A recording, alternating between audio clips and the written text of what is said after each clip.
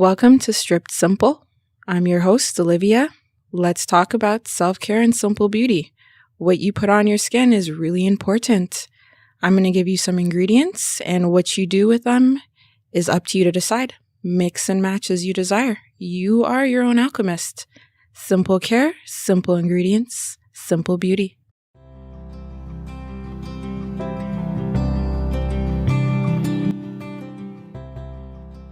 Strip Simple Calendula. This one is a fun one. I thought I would start with a little bit of ASMR. Calendula is a very bright, velvety plant. Tends to have orange and yellow leaves that are very bright to the point where it can be used for dye. I'm just moving around the leaves.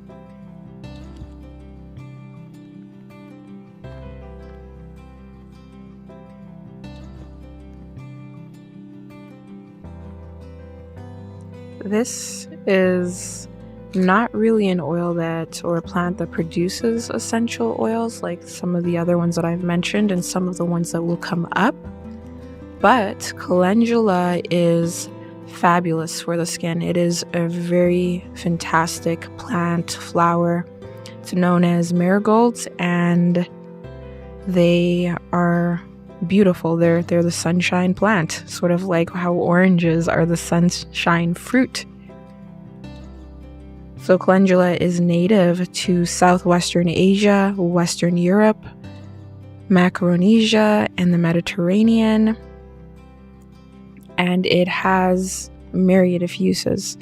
Calendula is excellent for your skin. It's soothing, it's antibacterial and anti-inflammatory, and it heals wounds. Calendula moisturizes your skin, it slows down the signs of aging or wrinkles, and it reduces scarring.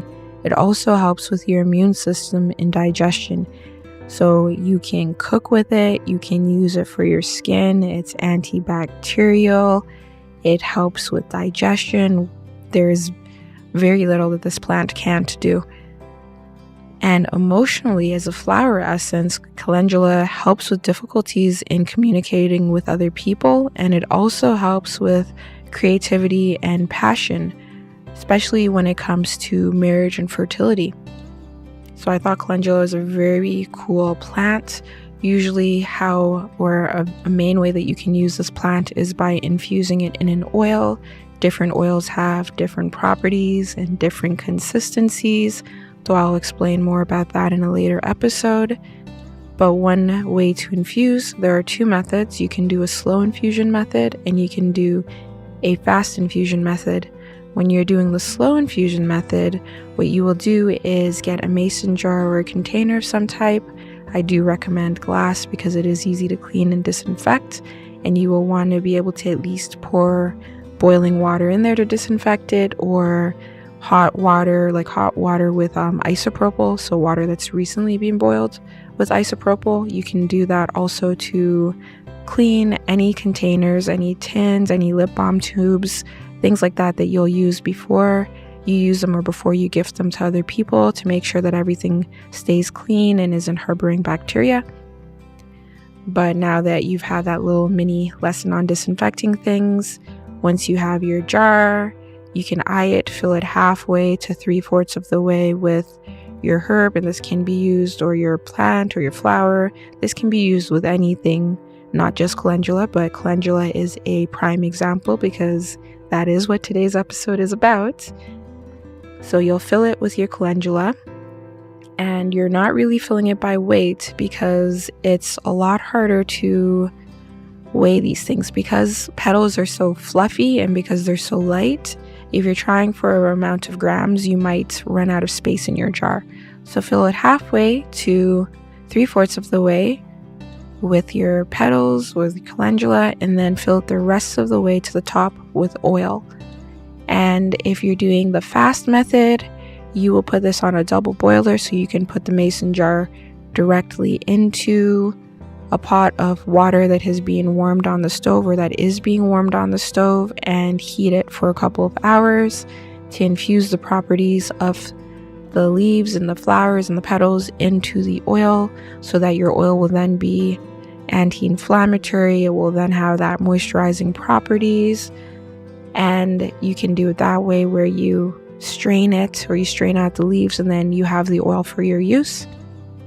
Or you can do it the long way around, which is a little bit better, I think. Or if you have the time, it's definitely something that you should try and do.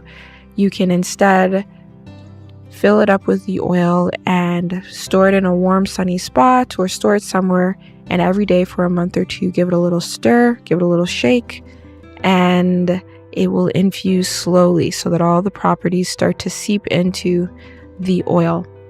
And then from there, you can use it in your balms and in your body butters and any lotions that you want to make. You'll just add that. You can add St. John's wort as well if you want a particularly healing balm with calendula, some beeswax, and you have a solid balm right there ready for use that is super regenerative. Or you can save it for later and just have it on hand for whenever you need something with that plant. Your oil will also matter. You can choose different oils depending on the properties that they have, and also depending on their heating points, which is also something that I'll touch on later.